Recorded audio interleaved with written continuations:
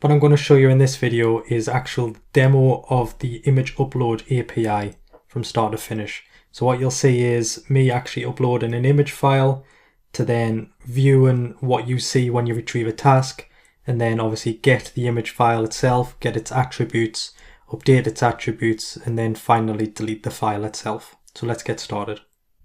So I've got Postman up and running. The first thing I need to do is to log into the system.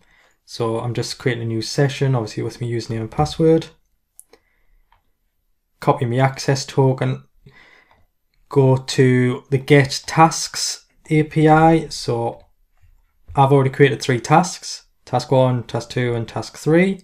You can see here the thing that's different from last time is we've now got an images array as part of the task details.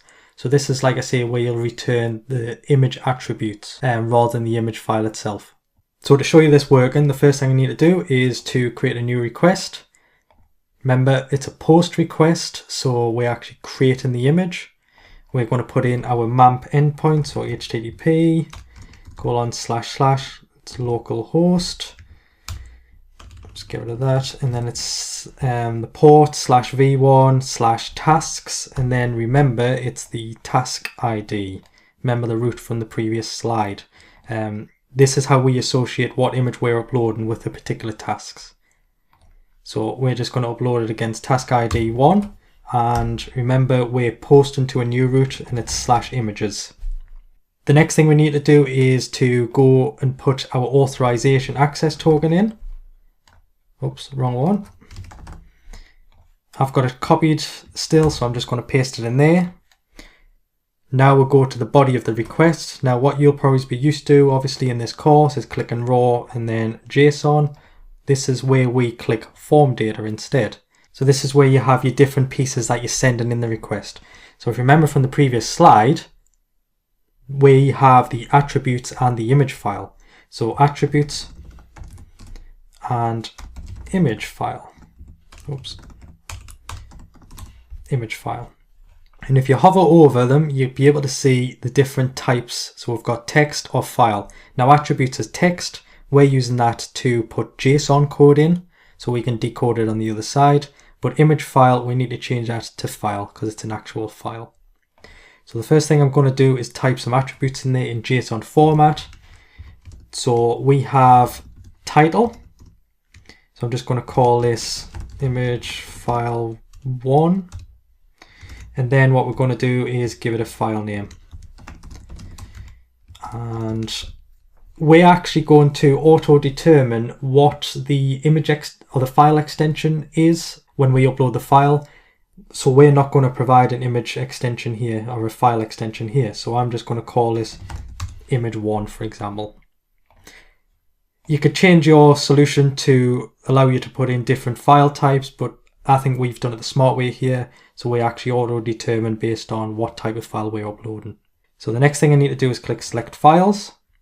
I've downloaded 3 files from the internet, royalty free ones. So there's no copyright issues with these files. I've got a PNG file, and then I've got 2 JPEG files. A piece of water with a tree there, a sky with a flower there, and a car. So the first one I'm going to upload is sky.jpg. So if I open that, you can see that it's populated that.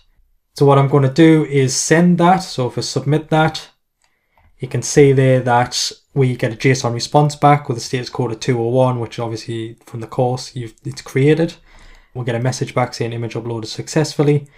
This time we'll get the image attributes returned. So image ID 1, title, file name, and you can see there that it has automatically put the file extension on it. And then we've got MIME type, which is how we determine what type of file it is. So it's an image JPEG file. You can also see what task it's associated against. Remember that task ID is in the root. So we've got tasks/task ID. And then what we've got here is an image URL, which actually takes you to the root to actually get the image. We can actually see that the root is v1/tasks/task ID, and then images/image ID. So because this is the first image we've uploaded, this is image ID 1. So what we'll do now is quickly go back to the Get All Tasks API and run that again. So now you can actually see that we've got images, and it's actually got one image in there, which is kind of like obviously the return data that we saw before. Now what I'm going to do, I'm just going to add a second image in there, and we'll upload a PNG this time. So we'll open that. I'm just going to change these just for demo purposes, and then we're going to send that. So you can see that that's been uploaded. We've got an image ID of 2 this time. We've got obviously the new title, and now you can see the file name. Even though we called that just image 2, the file name is now a PNG file, and the MIME type is PNG. Still associated with task 1, but now you can see we've got a direct route there for the second image. So if we go back to the get task route, you'll now see that we've got 2 images, image 1 and image 2.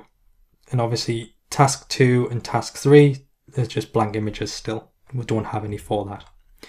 So the next thing I want to do is show you actually on the file system. So if I go to Finder, I've created a folder called task images. We'll get into this obviously as we start implementing this, but we create a folder which has got the task ID as its name.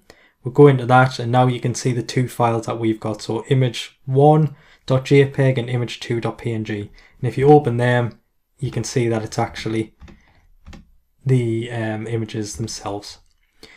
So the next thing I need to do is to show you how to get the image attributes and the image itself. So you can see we've got a direct link to the image. So what I'm just going to do is just copy that for the time being, create a new GET request, paste that in there. So you can see it's /tasks/task ID /images/image ID. Now what I want to do first is copy the access token, because obviously we'll have to be logged in. Authorization, paste my token in there. And this is just a blank GET request because we're getting the image itself. So if we send that, you can now see we'll get a 200, and actually we've got the image file itself. So this is what your client would call to get the image itself. Just that simple route there.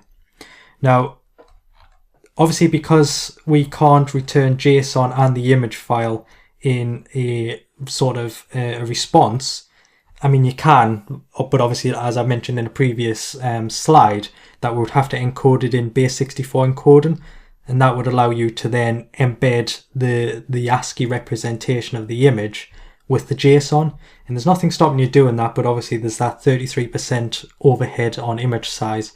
So instead of being 400 kilobytes, it would actually, it would be 33% larger. So you can see there, that's how you call the image. So now if the new route for attributes is obviously /images/image ID /attributes. /attributes, and if we get that, you can see we'll get a JSON response, and we'll get actually the image attributes itself. We've associated 2 images with a task.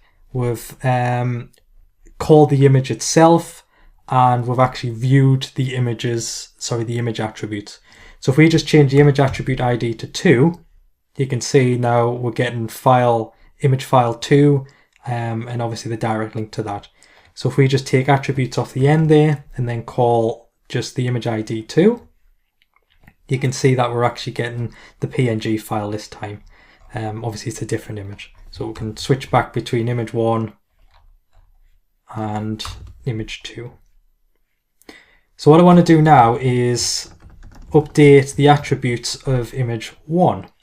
So the GET request, currently it's called imagefile1.jpg, and the title is imagefile1. So if we create a new request, remember an update is a patch, and if we type in the MAMP hostname, and if we go for /v1/task/task ID /images/1 and then /attributes, because actually we're updating attributes here, we're not updating the image. We haven't actually implemented a replace an image, but you can follow what we're going to go through in this course and actually implement it if you want. What I like to do though is actually delete the image, in which we'll show you in a second, delete the image and actually recreate the whole image, so re-upload an image if we were to change the file itself. It's your choice and depends on how the application works. So what we're going to do a patch. We need to copy the authorization access token. make sure I do that. Authorization, paste it in there. And what we're doing this time is obviously uploading a JSON body for the attribute, so JSON, and we'll just create some JSON in here. So we're going to update both the image title and the file name itself, but you could just do, you know, just like we did with tasks. It's up to you which attribute you want to update. You don't have to update them all. So if we call it title, oops, and we're just going to say new title here, and if we give it a new file name as well, like I say, you don't have to do this, and we'll just call it new file 1. Don't put the file extension on the end because we're already determining that. So what we need to do now is to run that. So you can see here, I'm just going to move that up, image attributes updated. We've got the new title there and the new file name. Obviously it already still knows what the file is, so it automatically puts the file type on the end, and obviously a link to the image itself. So if we go back to get tasks, and obviously before we refresh it, you can still see that says image file 1. So if we refresh that, you can now see that the new images, or the same image, has the new title and file name there. And if we just quickly go back to the file system, you can see that the new, or the file that we had, the file name of the actual file, is being updated as well. So it updates obviously the database itself, but also the actual file itself as well. So the next thing I need to do is show you how to delete. So we can delete an individual image by passing in the image ID, or we can delete the task, which would also delete all of the images associated with it as part of the delete task. We're just going to delete the image itself here. So we'll do HTTP, and then we're just going to pick image 1. And remember, we're deleting the image itself, not the attribute. So it's just /images/image ID. We're going to get the access token and put it in. Oops. Don't have to provide a body for this because it's just a delete. So what we should be able to do now is delete image with image ID 1. So we'll get a 200 response, success is true, and the message image deleted. So now if we go back to the file system, you can see that the actual file called new file 1, I think we called it, is being deleted. So it actually deletes the physical file too. If we go to get the task details, so you can see now task ID 1 only has 1 image. Obviously that second image is still there because we didn't delete all of the images. If we try and get the image attributes for image ID 1, you can see that we get a 404, an image not found. The same if we try and get the image itself. So the image is not found. So that's following the same RESTful principles for the status codes that we're returning. So what we can do now is actually delete the whole task, which actually deletes all of the images as well with it. So we'll just go delete, and then we'll go to so it's just /tasks/1 because we're actually deleting the task. We will copy across the access token.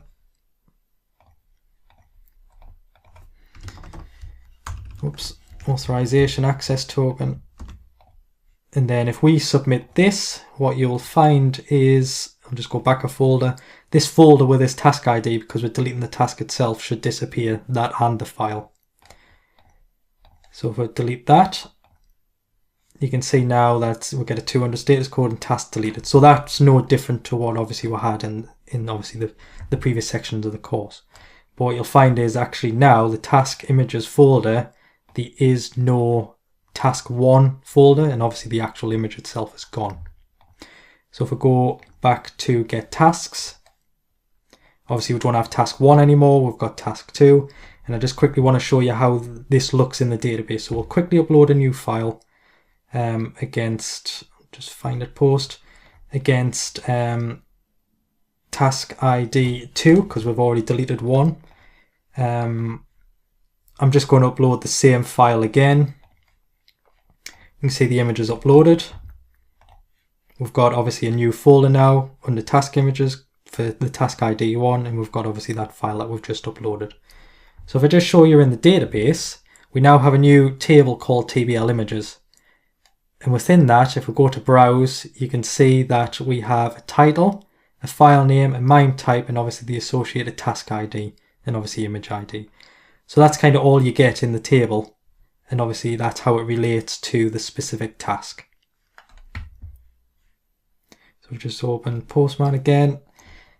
So I think that's basically it. We've covered creation of the image, the update of the image attributes, and the deletion of the image, both by deleting the single image and obviously deleting the task, which then goes through and deletes all of the relevant images to that task. So now that we've demoed that, we'll actually get on to implementing this functionality.